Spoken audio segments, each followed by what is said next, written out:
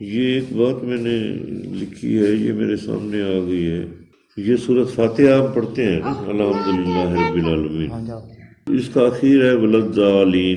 عنوان اس سورہ مبارکہ کا ہے صراط مستقیم۔ تو یہ راستہ ہے ان لوگوں کا جن پر تو نے یعنی اللہ نے اپنا انعام کیا، یا جن پر تو نے نعمتیں نازل کی، یہ ان کا راستہ ہے۔ تو آخری دو الفاظ ہیں اس سورہ مبارکہ کے کہ غیر المغضوب علیہم ولا الضالین، تو مغضوب غضب کے شکار، یا جن پر اللہ کا غضب ہوا ہے، یا جن پر اللہ غضبناک ہو چکا ہے۔ تو یا اللہ مجھے ان سے بچا۔ اور دوسرا گروہ وہ ہے ضالین یعنی گمراہ۔ اب میں یہ پوچھنا چاہتا ہوں کہ غضبناک اللہ کا غضب یعنی اعلان جنگ، اور دوسرا گروہ ہے گمراہ۔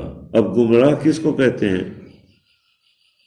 گمراہ یعنی کہ راہ سے بھٹکے ہوئے، راستے پہ تو چلے مگر یہ وہ لوگ ہیں جو اس نجات اور ہدایت والی راہ پر تو آ گئے، کلمہ بھی پڑھ لیا، اب آگے بڑھے یعنی طریقت کی طرف، اور کسی اپنے سے بھی گئے گزرے کو اپنا راہبر مان لیا، مگر آگے راستہ گم کر بیٹھے، کیونکہ راہبر جو تھا وہ خود ان راہوں، اس کو کھولیں، خود ان راہوں کو جانتا تک نہیں تھا، اس لیے وہ کیا راستہ دکھاتا، وہ تو پہلے ہی گمراہ تھا، اب یہ بھی گمراہ ہو گئے یعنی مرتد ہو کر پھر سے کافر ہو گئے۔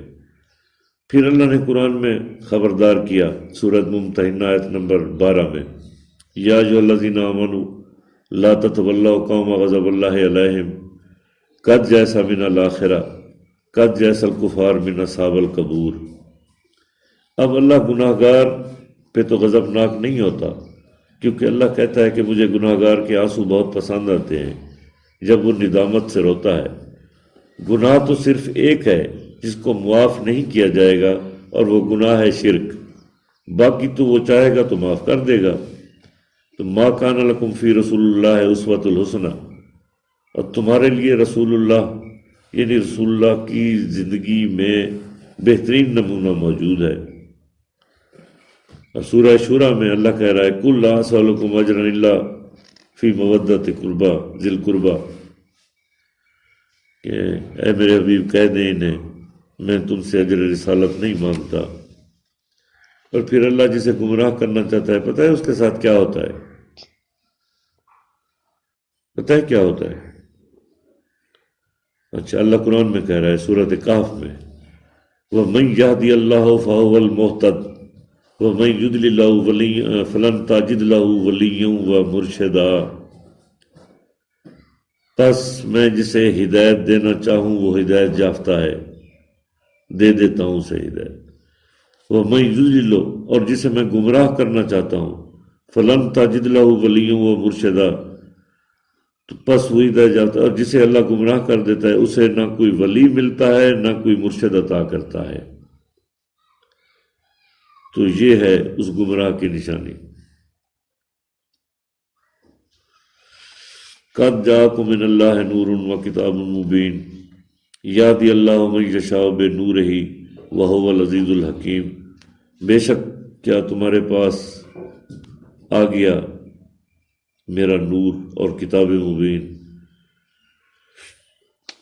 تو اللہ جسے ہدایت دیتا ہے اس کے قلب کو ہدایت دیتا ہے، اب دیتا کس سے ہے؟ بے نور ہی، اسی نور کے ذریعے، اسی نور کے وسیلہ سے دے گا، بے نور ہی، یہ استمرار کا صیغہ ہے، یعنی دیتا ہے، دی ہے اور دیتا رہے گا اسی نور کے ذریعے، اور وہ بڑا عزیز بھی ہے اور حکمت والا بھی ہے۔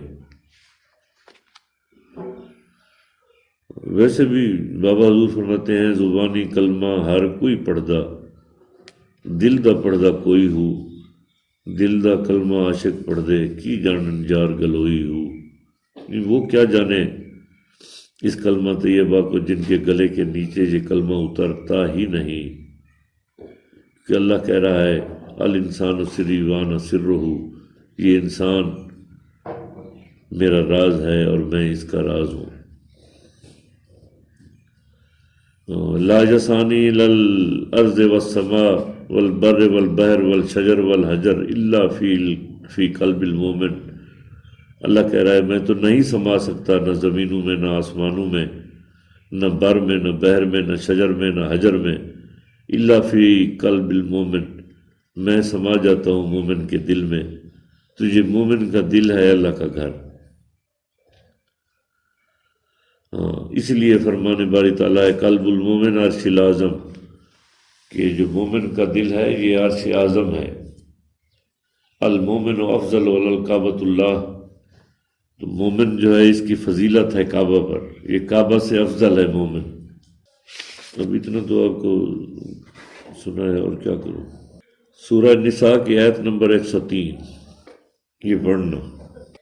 ہاں، اس میں دیکھنا کہ اللہ کیا کہہ رہا ہے۔ فَإِذَا قُضِيَتِ الصَّلَاةُ فَاذْكُرُوا اللَّهَ قِيَامًا وَقُعُودًا وَعَلَىٰ جُنُوبِكُمْ فَإِذَا اطْمَأْنَنتُمْ فَأَقِیمُوا الصَّلَاةَ وَإِنَّ الصَّلَاةَ كَانَتْ عَلَى الْمُؤْمِنِينَ كِتَابًا مَوْقُوتًا، اور جب تم نماز پڑھ لو تو اللہ کا ذکر کیا کرو، کھڑے ہوئے، بیٹھے ہوئے، یا لیٹے ہوئے، یا سوتے ہوئے، یا نیند میں، بے شک یہ نماز فرض کر دی گئی ہے مسلمانوں پر۔